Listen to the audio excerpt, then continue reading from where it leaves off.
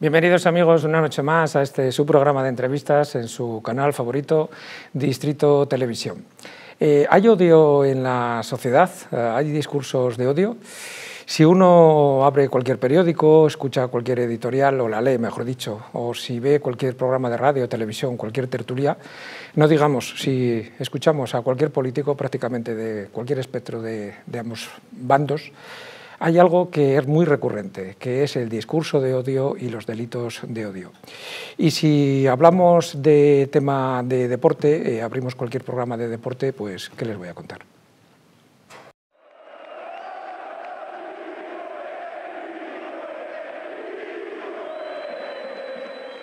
Cánticos lamentables los que se han vuelto a producir en el estadio de Osasuna. Un odio que dicen encuadra racismo, violencia y sobre todo un incipiente y preocupante antisemitismo, odio a los judíos que se está viendo en muchas partes de Europa. Hay quien dice que este tipo de discursos están artificialmente creados por personas, sobre todo políticos, que quieren justificar y plantear una cortina de humo sobre unas políticas que han fracasado en los últimos 30 años. Sin embargo, hay otras personas que dicen que no, que esto realmente ocurre así, y una de esas personas, que lleva 50 años, se dice pronto, luchando contra los delitos de odio, es nuestro invitado de hoy, Esteban Ibarra, que es presidente del Movimiento contra la Intolerancia y secretario general del Consejo de los Afectados por las Víctimas de Delitos de Odio. Con él vamos a hablar con respeto máximo a la Constitución, es un tema muy sensible, a los derechos humanos, y también de su libro La Europa Siniestra, que es un compendio de reflexiones sobre los últimos 20 años en Europa. Ya saben, les adelanto que no se van a aburrir hoy. Entrevistas sin filtro, preguntas no pactadas, respuestas libres, comenzamos.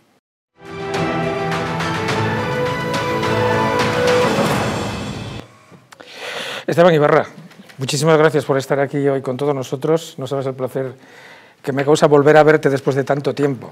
Bueno, no hace tanto tiempo, pero a mí también el placer es mutuo y encantado de estar contigo, Javier. ¿Cómo estás últimamente? Porque te veo por ahí en las redes sociales que te están dando, como se dice vulgarmente, y perdona la expresión, te están dando por todos los lados, por la derecha, por la izquierda, por arriba, por abajo. Pero yo no me he movido, yo sigo en un plano que no es ni de derecha ni de izquierda, sino ético-cívico, sigo en la misma posición de siempre y quizás son otros los que no aceptan una serie de consideraciones que tienen que ser respetuosas con los derechos humanos, los derechos de las víctimas y desde luego con la Constitución, ¿no? Entonces hoy parece que adoptar esa postura pues para muchos es objeto de cancelación, que es lo que se lleva. Es decir, hay que cancelarlo. Y entonces pues quieren retirar la voz de alguien que es crítico y de una organización, que también es lo que más me duele, pues que es muy valiente y que, bueno, pues si tiene que denunciar, denuncia, pero si tiene que prevenir, previene, y si tiene que ayudar a la víctima, pues lo hacemos, pero lo hacemos de una manera, o sea, sin ningún tipo de asunción de costes y de riesgos. Es decir, porque todo este territorio es un territorio muy difícil, que tiene riesgos personales, familiares, etcétera, ¿no? Y bien, pues ahí estamos. Pero es muy curioso que una persona como tú, que en el 75 has estado en la cárcel por defender la libertad y por defender los derechos humanos, ver cómo ahora los que se supone que tendrían que enarbolar esa bandera son tus mayores críticos, te intentan cancelar. Y he oído por ahí que, vamos, que hasta te han quitado subvenciones, no a ti, sino a la gente con la que trabajo, a la asociación, y que te han llevado incluso tener que despedir a gente, ¿no? Sí, sí, claro, hemos tenido el argumento es que no damos la talla de los puntos. Programas como el informe Rasen, que es mítico, que es el informe que permite objetivar que existen aquí delitos de odio, sea de racismo, de xenofobia, pero también de hispanofobia. Parece que es que hay algunas cosas que denuncias que molestan, ¿no? Y bueno, pues lo han cancelado. Y más cosas. Vamos a hablar, si te parece, largo y tendido sobre ello, pero vamos a comenzar. Hemos comenzado el programa con unas imágenes que vamos a volver a verlas mientras las comentamos. Esto ocurrió hace muy poco en un campo de fútbol.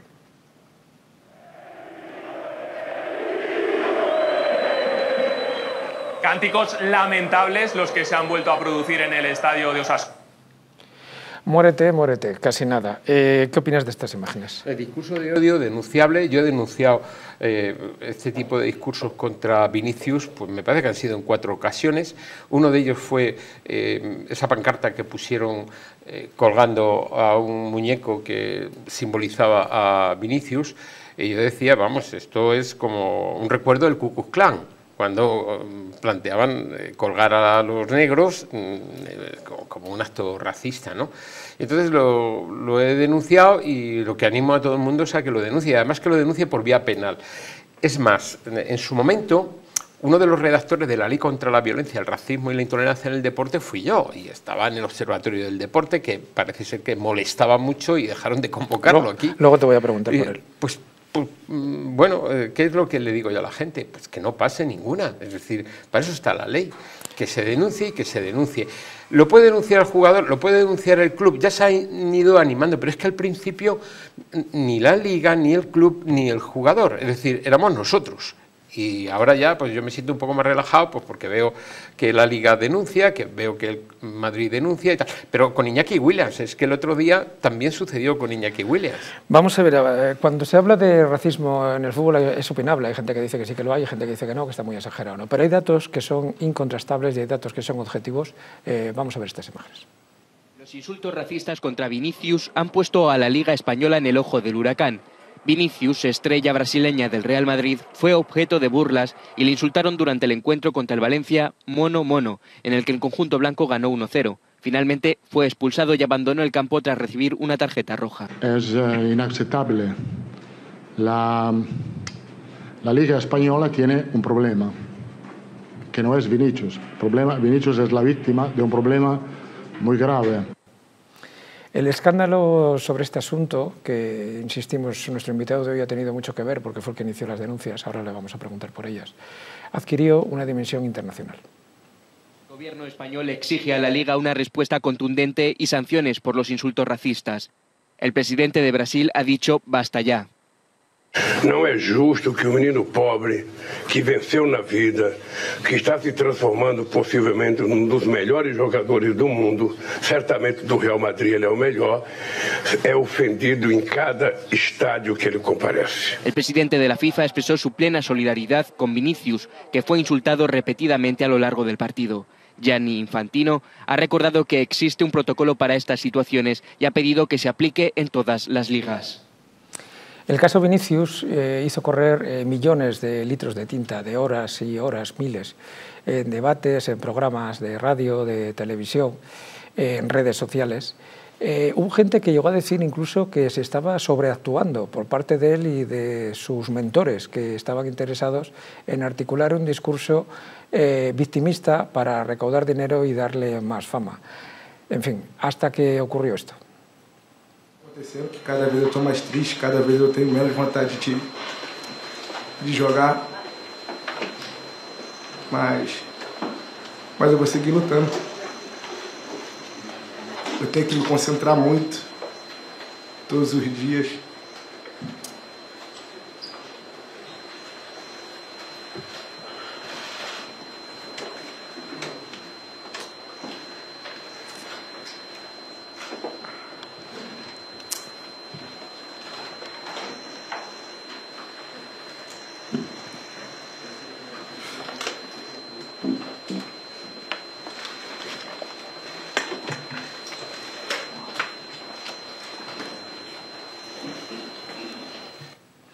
Un chico joven de 24 años que lo tiene todo, fama, dinero, poder, el mundo a sus pies, lo tiene absolutamente todo. ¿Qué necesidad tiene este chico de tener más fama? Se conoce todo el mundo. Roto por el dolor. Esteban, ¿tenemos un problema con el odio en el fútbol español? Sí, sí lo tenemos. Lo que hay que advertir es que no se puede decir que el fútbol es racista. Hay conductas racistas en el fútbol. Es decir, es muy importante el lenguaje. Hay veces que yo escucho unas formas de demonizar todo que es excesivo. Cuando dicen, es que España es racista. No, hay conductas racistas en España. Entonces, por hablar con rigor. Pero claro que tenemos un problema. Este problema, o con otros jugadores, ya lo tuvimos en la época de Eto'o, Wilfred en el Rayo, en fin, tenemos un historial que todo esto, por ejemplo el DETO dio pie a que reivindicáramos esa ley contra el racismo y la violencia en el deporte. ¿Qué ha pasado? Que se ha interpretado como un problema menor y no se ha aplicado con rigor, incluso hay que distinguir, una cosa es una legislación administrativa de sanciones administrativas, como es la ley esta del fútbol, y otra cuestión es el Código Penal. Lo que le están haciendo a Vinicius como a los otros, y ya desde el 2015 tenemos adecuado el Código Penal al tema, es un daño a la dignidad humana. Ahí le vemos llorar, es que le están haciendo pero mucho daño. Entonces esto está tipificado en el 510.2 del Código Penal. Por lo tanto, lo que hay que hacer es identificar que hay mecanismos, hay cámaras, y dicen, no, es todo el estadio. Bueno, hay algunos que lo inician y luego hay otros que lo continúan. Y esa es una vergüenza colectiva. Pero también para eso hay sanciones, como es el cierre parcial de grada o el cierre de un estadio. En fin, hay sanciones por la ley administrativa y hay sanciones por el Código Penal de aquellos grupos. Yo recuerdo que en la primera denuncia que puse fue ¿cómo que Vinicius baja del autobús y ya hay un grupo organizado llamándole mono, insultándole, etcétera? Pues, no, es que es un grupo, es una masa. No eran tantos, y para eso está la obligación de tener cámaras, porque los aledaños del estadio, me parece que el Metropolitano, los aledaños del estadio tienen que estar bajo control. Y usted coge, los identifica y los pone ante el juez. Los límites de la ley son fundamentales, es decir, no vale, es que es mi ejercicio de libertad de expresión. No, mire usted, no, está usted muy equivocado. La libertad de expresión no es libertad de agresión. Entonces, hay unos límites, y esos límites, para eso están las leyes, y lo que tienen que hacer es aplicarse con rigor. Estos hechos, como bien dices tú ahora, que hay gente que no lo sabe, en primera y segunda división está todo grabado, todo, absolutamente todo, se lo puedo asegurar, sé de lo que hablo, absolutamente todo. Hay grados, además ahora con inteligencia artificial, y cualquier acto o conducta racista se puede identificar a los autores prácticamente con un 98% de probabilidades. Pero, Esteban, esto ocurre también, porque yo he escuchado también a gente que me ha preguntado para preparar esta entrevista, esto ocurre también en categorías inferiores, en cadetes, infantiles, juveniles, e incluso en cine, perdón, en partidos de barrio. ¿Esto ocurre también ahí? Claro, porque el problema que se genera, aparte de la impunidad, es que es una auténtica vitrina. Si se hace en primera división, ¿por qué no se va a hacer en regional y por qué no se va a hacer en categorías inferiores? Entonces, claro, unos aprenden de otro. Por eso hay que cortarlo. Si no se corta, automáticamente podemos encontrarnos con este tipo de comportamientos en categorías de críos, donde los propios padres son muchas veces el problema. Y sé de lo que hablo. Hay una dimensión que no se conoce mucho de mi persona. Yo soy entrenador nacional superior de baloncesto.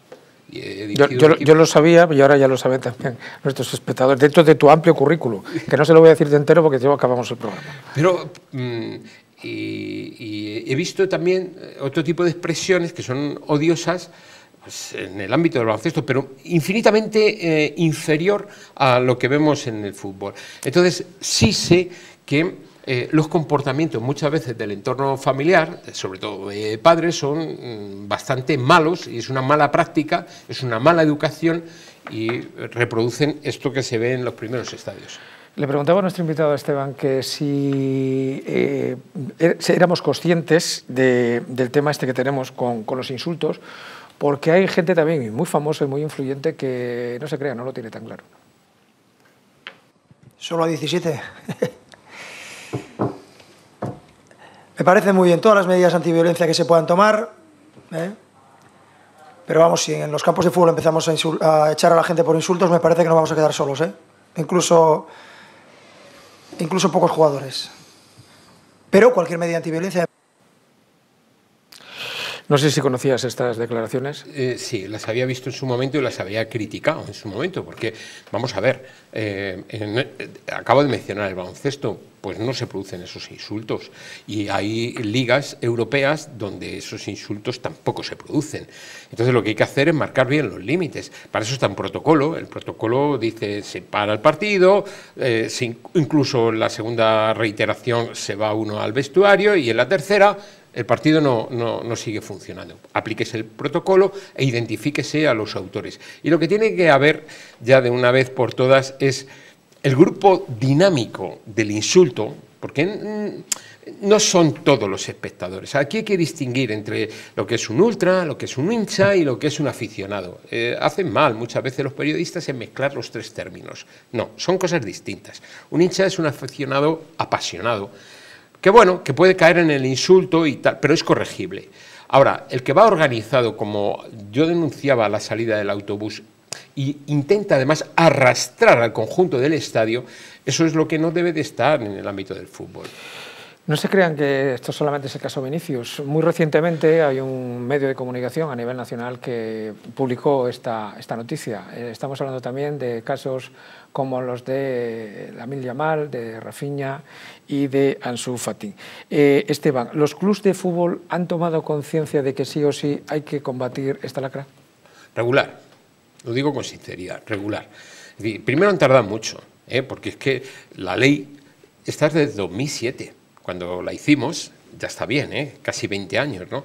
Entonces, prácticamente no han ido a su aplicación y tienen una responsabilidad. Y yo les digo a los dirigentes de los clubes que están en deuda con la sociedad, que si creen que un energúmeno dentro del campo luego no se va a comportar de la misma manera en la calle o en su entorno laboral o en su entorno familiar, pues se están equivocando. Entonces, es una mala educación. No lo han tenido consciencia. Ahora ya hay una evolución. La Liga ya pone denuncias, el Madrid pone denuncias, el Barcelona... Estas declaraciones de Luis Enrique no serían posibles hoy día. Una pregunta. ¿Es cierto que las gradas ultras de estos equipos de primera y segunda división es un lugar de reclutamiento para luego estas personas que luego nutren los grupos de skinhead y todos estos que luego, aparte de delincuencia, atentan contra los valores democráticos? Para todos los grupos violentos, así, pero vamos, sin ningún género de duda. ¿Y sigue siéndolo? Sigue siendo. Como en su momento fueron las barras bravas de Argentina. Vamos a ver, que este tipo de grupos no reclutan en la Facultad de Filosofía y Letras. No, bueno, últimamente no te creas, no te creas. Luego, si quieres, hablamos del tema, pero están últimamente las facultades como para hablar ahora mismo de precisamente de delitos de odio. Yo, si quieres, luego sacamos el tema, bueno, pero no me parece que esta ni la anterior semana sean las más indicadas o el particular. Pero bueno, dicho lo cual, y perdón. Aquí hay ultras de todo tipo, de todo color. Hay ultras de tipo neofascista, de tipo izquierdista, de tipo independentista. Entonces, depende en qué estadio, pues tienen un sesgo o tienen otro. Pero en la escena ultra, desde luego, ahí se recluta para la confrontación y sube grados, lo digo porque lo he vivido como acusación popular, que he estado personado, por ejemplo, en el asesinato de Aitor Zabaleta, he estado en distintos crímenes, ¿no? Entonces ahí se sube grados, se sube el nivel de respeto, decían frente al juez, pues gracias al ejercicio de la violencia. Ahora que estamos hablando de clubes de fútbol, no hace mucho te escuché en una entrevista que te hicieron, creo recordar, no sé si fue en Radio Nacional de España, creo recordar, no me acuerdo, pero creo que te escuché ahí, decir una frase que la tomé nota: los clubes de fútbol tienen una deuda muy grande con la sociedad española. Sí, yo, vamos, insisto en esa frase. ¿Por qué? Pues porque desde finales de los 80 aquí hemos tenido que soportar pues una cultura de grada que luego se ha ido a la sociedad y claro, muchas de estas violencias se han producido, el reclutamiento, en fin, el aprendizaje, pues a partir de esos escenarios de violencia en el fútbol. Con esas declaraciones, creo recordar que leí en redes sociales que había algún presidente que estaba muy molesto con esas declaraciones tuyas, porque no sé si es verdad o mentira, si te habrá llegado, me imagino que sí, porque dabas a entender que había presidentes de clubes que eran bastante condescendientes con quienes actuaban de forma violenta. Claro, lógicamente no es descartable, pero claro, lógicamente no gustó. Bueno, pues vamos a ver, para estar todos contentos lo que tenían que hacer es echar de los campos de fútbol a todos aquellos grupos ultras que hayan ejercido la violencia y que tengan referentes violentos. Entonces estaremos todos contentos. Y el mensaje que se dará es, bueno, pues hay un esfuerzo por parte de los clubs en erradicar este problema. Laporta lo intentó. Otra cosa es que luego los boixos hayan vuelto a las andadas y a colarse. Quien sí lo ha conseguido, creo recordar, es Florentino, ¿no? El Florentino también. Y bueno, de repente aparece alguno espontáneo. El Frente Atlético no.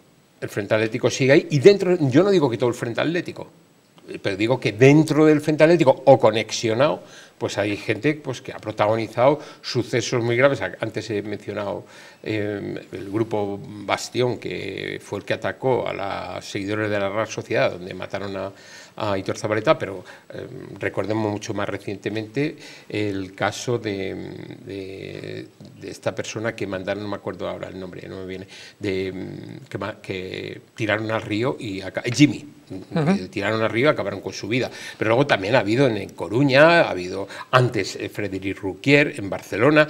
En fin, yo es que creo que eso tiene que estar al margen del fútbol, del deporte. La gente quiere ir al fútbol con sus hijos y tiene todo derecho, y como mucho se lleva al bocata y disfruta y pega 4 gritos con su equipo. Bueno, pues eso es sano, eso es sano. Lo otro, y lo que más prolifera ahora mismo, es quedar para pegarse.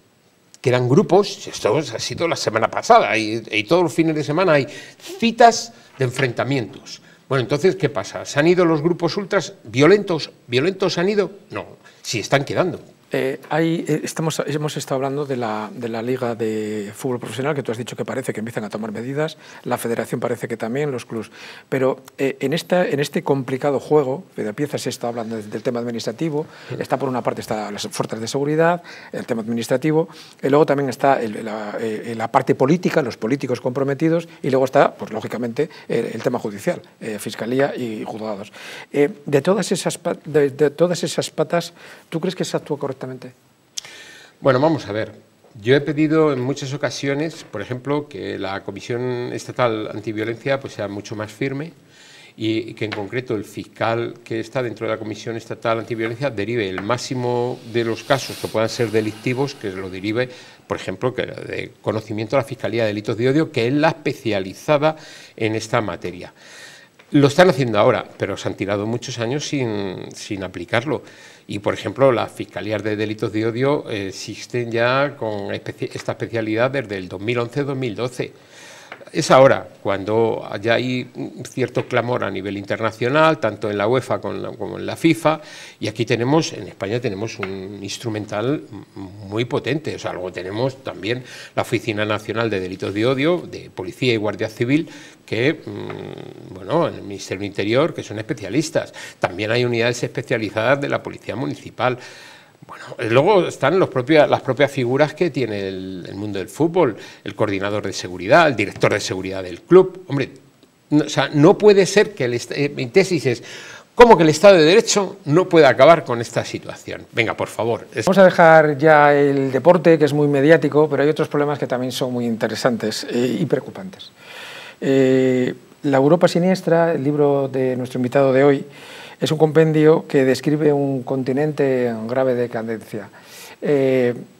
Esteban, esta decadencia que transmites en el libro, ¿cuál es el mayor factor para esta crisis? ¿El fracaso de la política como tal, una injerencia extranjera o la pasividad de los propios ciudadanos?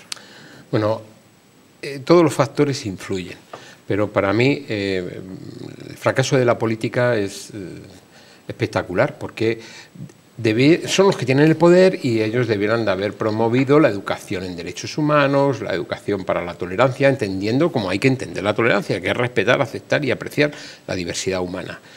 Deberían de poner los límites. La tolerancia no permite todo, o sea, condescendencia con lo injusto, condescendencia con el delito y todo eso no es tolerancia, eso es un equívoco. Hay que no ser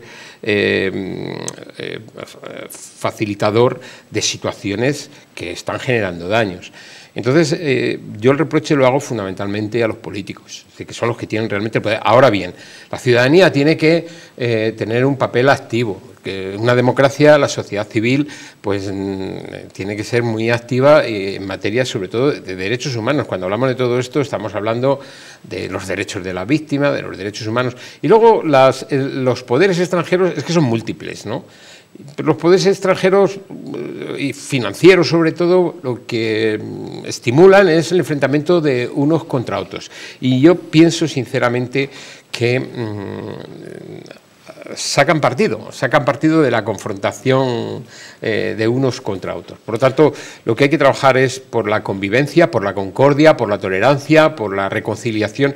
Y ahora que se habla tanto de los 50 años de democracia, pues yo quiero romper una lanza por la Constitución que nos puso en ese camino, y ese camino que no es tan fácil porque fue un proceso. Hay gente que dice, bueno, y es que murió el dictador y ya llegó la democracia. Que no, mire usted, que no, que yo lo he vivido, era parte del movimiento estudiantil y sé lo que costó, y a mí me han disparado y ha habido compañeros míos que han muerto, han sido asesinados, y luego hemos vivido periodos con ETA, que se quería cargar la democracia, que han sido terroríficos y muy dolorosos. Entonces, a ciertos miembros de ETA no te crees que no les ha ido tan mal. De hecho, algunos están ahora dirigiendo parte de la política de este país.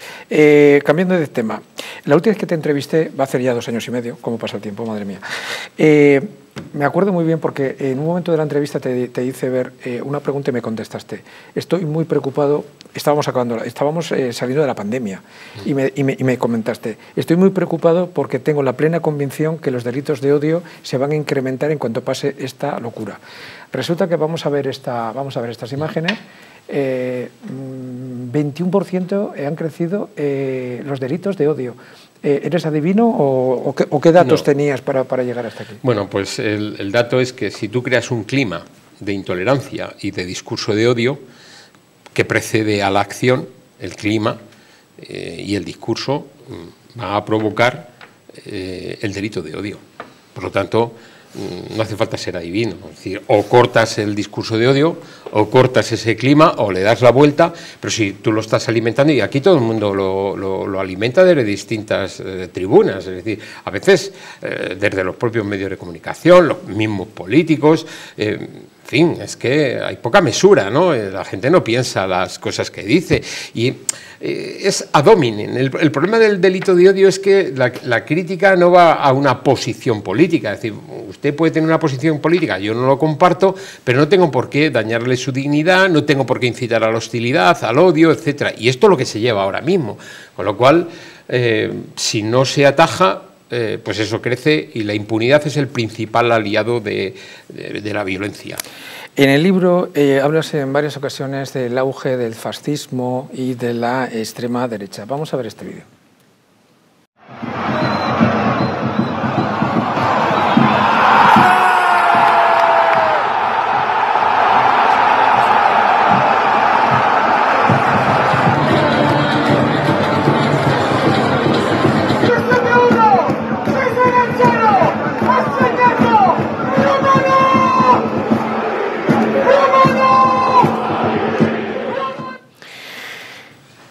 Es Fiorani Mussolini, bisnieto de Mussolini, en un partido de la B de Italia, marca un gol y miren ustedes lo que ha pasado. Pero no se crean que hay otras imágenes también que son bastante preocupantes. Vamos a ver este vídeo.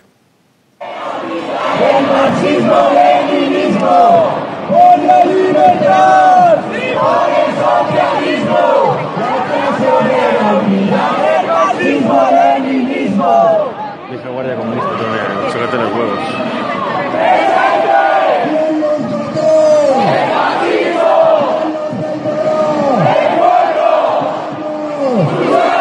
Creando poder popular, luchando, creando poder popular.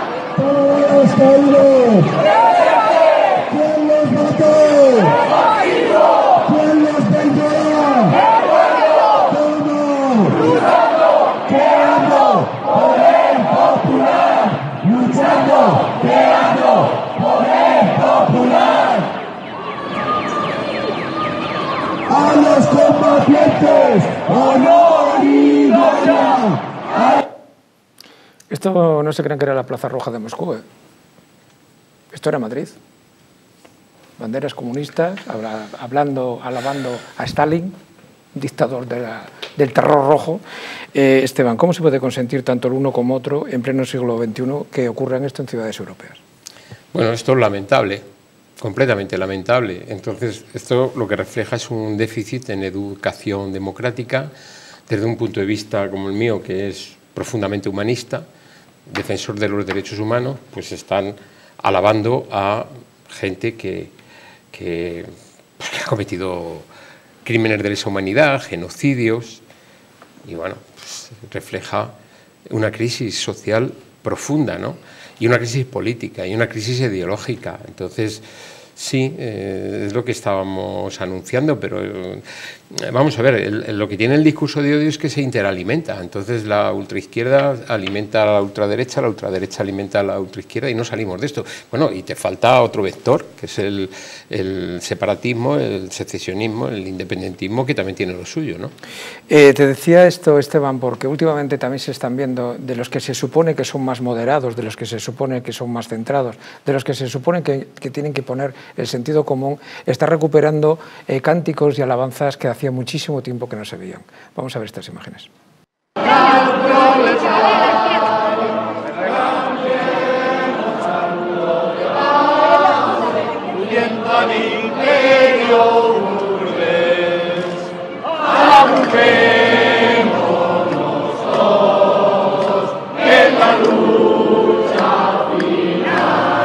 Me gustaba más el quédate, pero bueno, ahora es el momento de esto.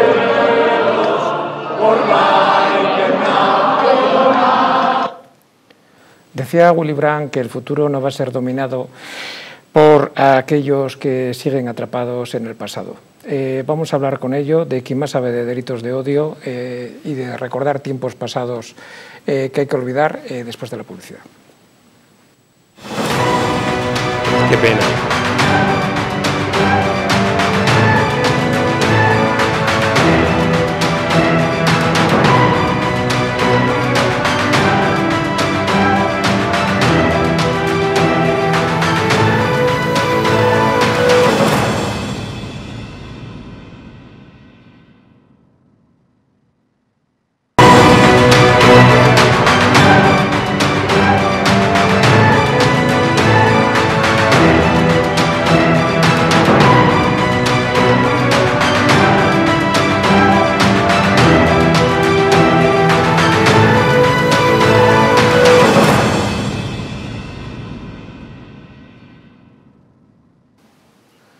Continuamos, amigos, una noche más con ustedes en entrevistas en el distrito con nuestro invitado de hoy, Esteban Ibarra, presidente del Movimiento contra la Intolerancia. Estábamos viendo antes del descanso unas imágenes que, bueno, de por sí pues suponen algo de rechazo o por algunos también algo de indignación.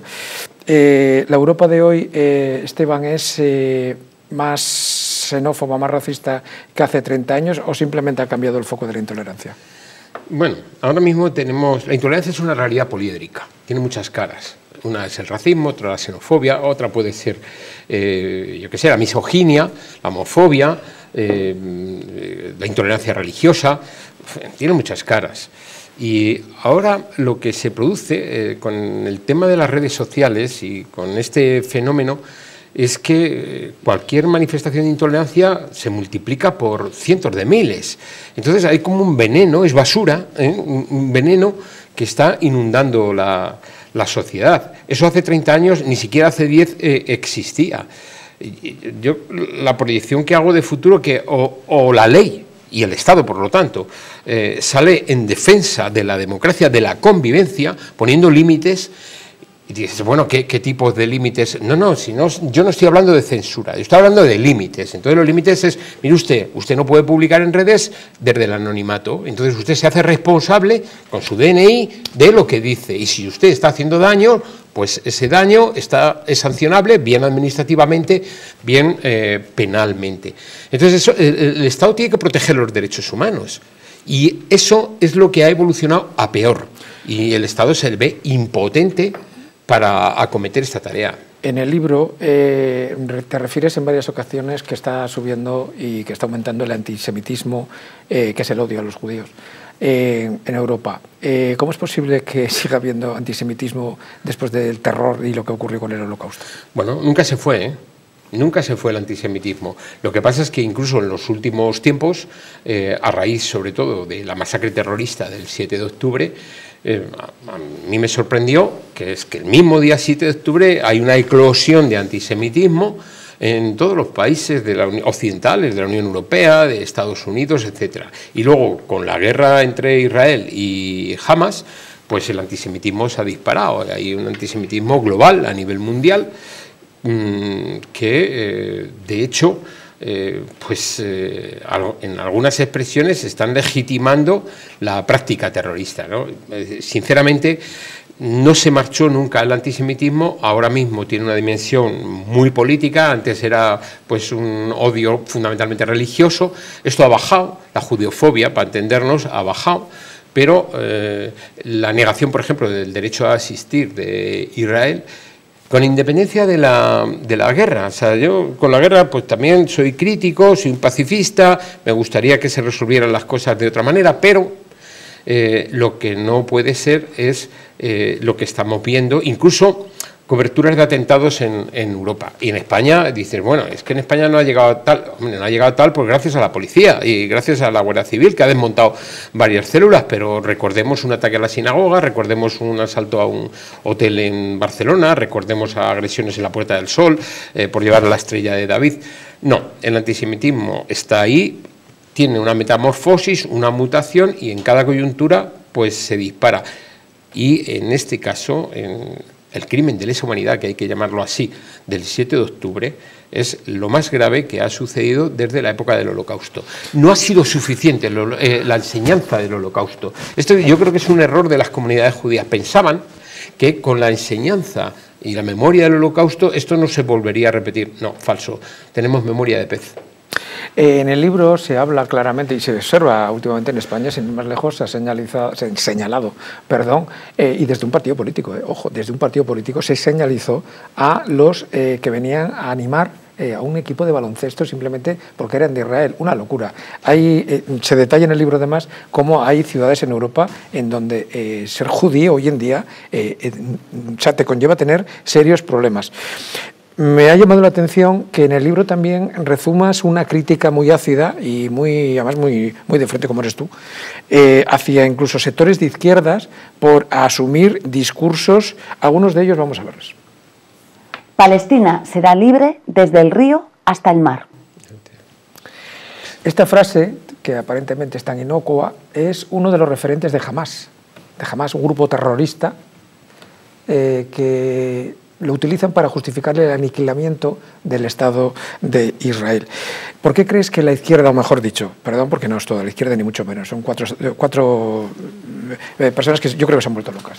¿Cómo es posible que quien enarboló y tenía como adalid de la bandera de los derechos humanos, últimamente a raíz de este conflicto, no estoy de acuerdo contigo, no es ninguna guerra, es un conflicto entre un Estado legítimo y entre grupos terroristas, perdóname la incorrección, sí, perdóname la incorrección, pero ¿cómo es que esa izquierda, insisto, que antaño era modelo de combatir y de combatir la insidia y defender los derechos humanos, resulta que ahora abraza discursos antidemocráticos como es esto, evidentemente? Bueno, por ejemplo, la frase esta desde el río hasta el mar es una frase aniquilacionista, con independencia de que lo diga Hamás. Bueno, pues que niega el derecho a la existencia del Estado de Israel, que hay que recordar que fue una resolución de Naciones Unidas, la 181, en 1947.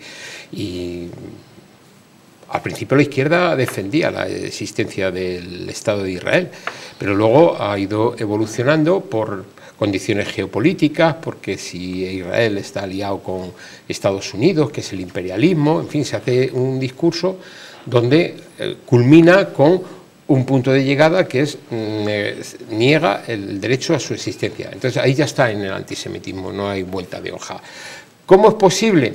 Pues por su propia evolución, porque la evolución político-ideológica tiene ese territorio. Yo creo que la izquierda tenía que haber revisado muchas cosas como conceptos de la dictadura del proletariado, en fin. Que se vuelve ahora mismo, y perdona que te interrumpa, ahora mismo se está volviendo a escuchar en televisión términos como la dictadura del proletariado, los recursos del pueblo para el pueblo, sí. O sea, términos que creíamos olvidados del año 30, 40 y 50. No, totalmente. Tú lo tienes que estar pasando muy mal ahora. Hombre, pues porque veo la no evolución. Pero hemos visto personas personas que son descerebrados, ¿vale? O sea, un tío que viene con la bandera de Stalin en el centro de Madrid en el 2025, ese es un niño que le falta... Yo no emplearía ese término.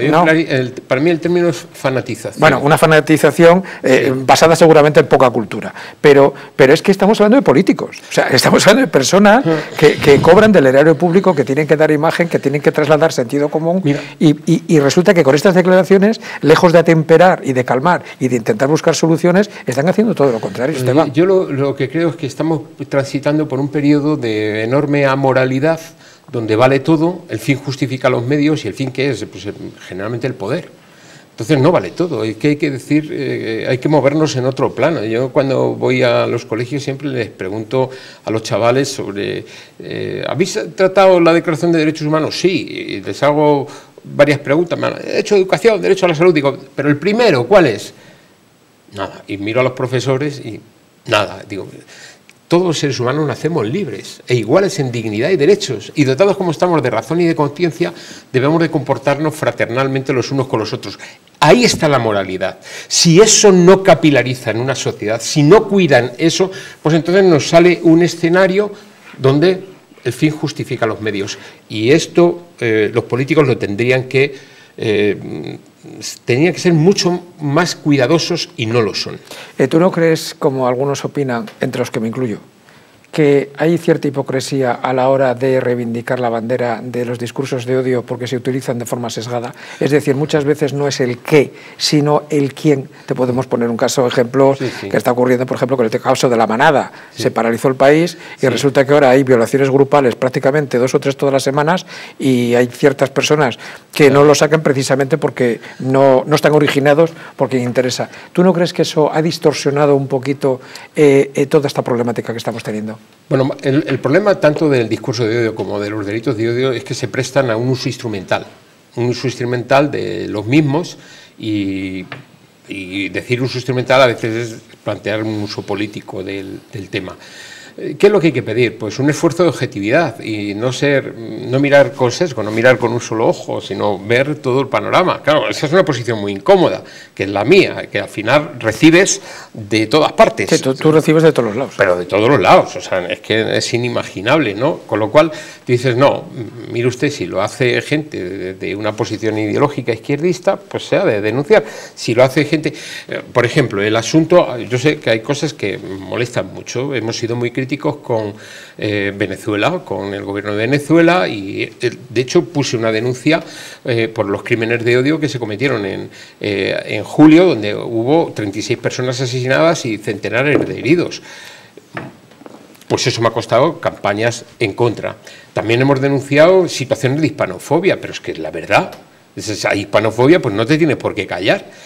Hay que denunciarlo porque hay que cortarlo.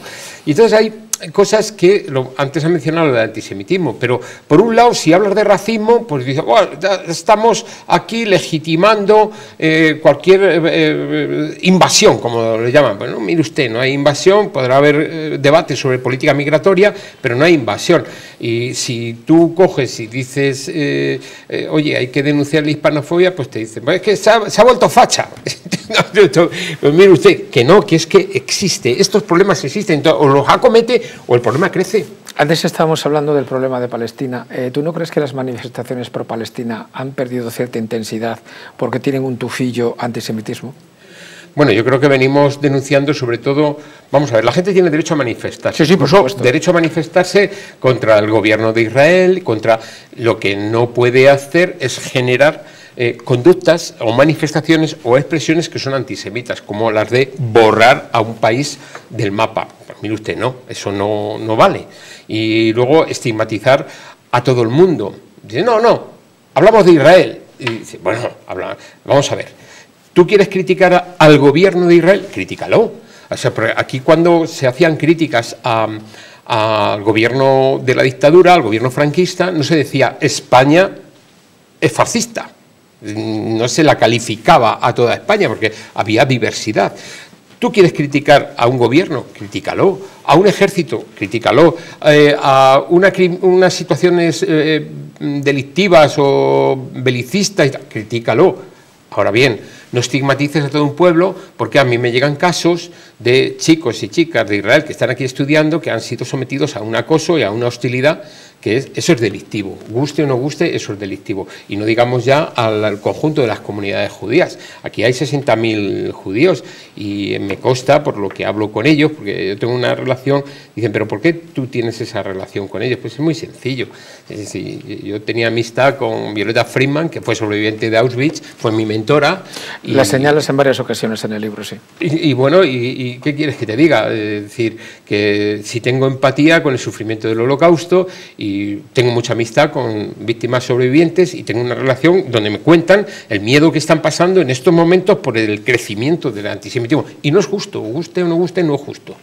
¿Y tú no crees que los políticos europeos últimamente que están los pobres, que bueno, mejor es para hacer un programa solo de ellos, porque no han dado uno en los últimos 30 años, no se han enterado de nada, o por lo menos eso es lo que dice la gente y los resultados electorales así lo están diciendo, ¿no?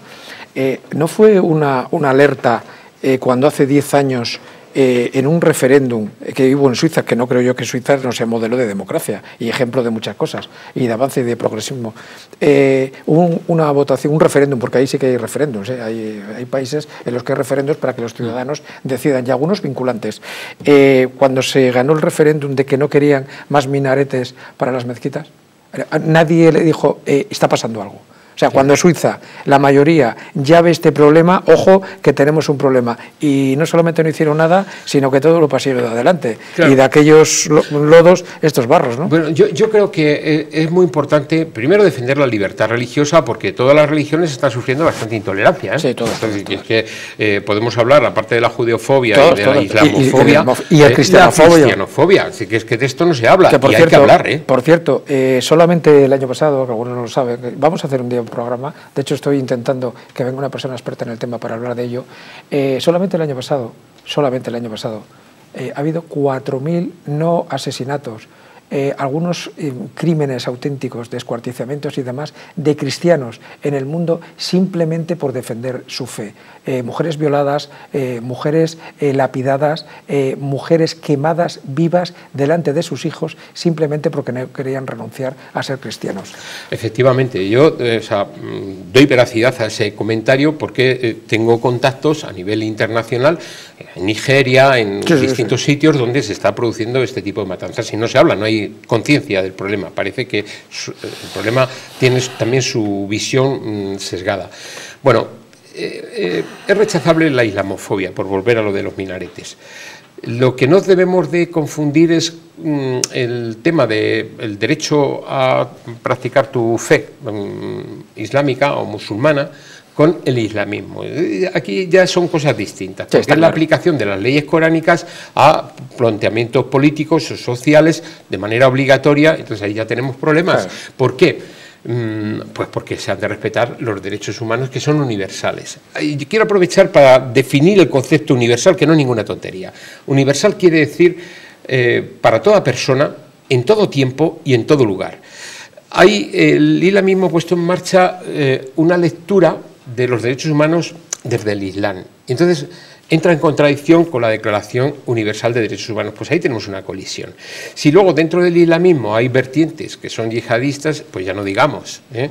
Con lo cual, este tipo de... no hay que confundirlo, este tipo de cosas, es decir, la gente tiene derecho a practicar su fe, pero yo insisto en que las conductas religiosas tienen que estar sometidas al Estado de Derecho, al principio de legalidad democrática, y especialmente un Estado de Derecho democrático es aquel que incorpora, como tenemos nosotros en el artículo 10 de la Constitución, que recomiendo su lectura porque es una maravilla, habla de la dignidad humana, del libre desarrollo personal, y en el punto 10.2 habla de interpretar esto conforme a los tratados internacionales de derechos humanos. Por lo tanto, las prácticas religiosas tienen que ser respetuosas con los derechos humanos. Si no son respetuosas, que no me digan que es una costumbre, es tal, pues determinadas costumbres que transgreden los derechos humanos. Por no mencionar ninguna, que son unas pocas.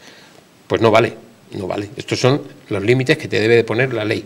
Y nosotros, desde un punto de vista de una sociedad democrática, tenemos que mantener ese tipo de límites, porque es que si no realmente lo conquistado se pierde por la ventana.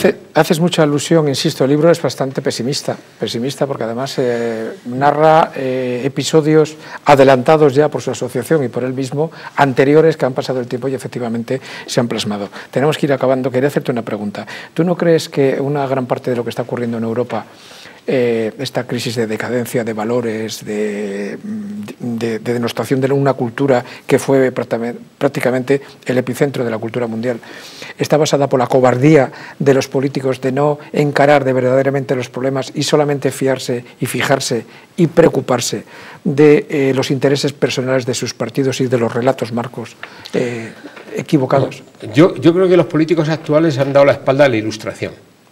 Mi planteamiento es neoilustrado, es decir, se trata de recuperar esos valores, se trata de moralizar la sociedad, se trata de tener una proyección ético-cívica que esté por encima de los intereses del partido. Y eso ahora mismo no se ve. De hecho, pues hay mucho partido político que lo que le interesa es gestionar desde su punto de vista ideológico y político, y por lo tanto de clientela de partido. Entonces, creo que la alternativa solo puede venir de abajo arriba, de la propia sociedad civil, pero no tenemos tampoco una sociedad civil muy valiente, ¿eh? Tenemos que ir acabando ya. La última pregunta y que seas muy rápido. Insisto, antes estaba diciendo que eres pesimista de cara al futuro, pero por tu larga experiencia, además tú has participado como ponente en leyes y, en fin, yo creo que en Europa incluso pocas personas tienen tanta experiencia como tú en estas lides, por decirlo de alguna forma. ¿Crees que hemos llegado a un punto de no retorno o hay todavía posibilidad de volver hacia atrás y encaminarnos por el sentido común? Muy rápido, por favor. Sí, yo soy pesimista proyectivamente, pero confío en el ser humano.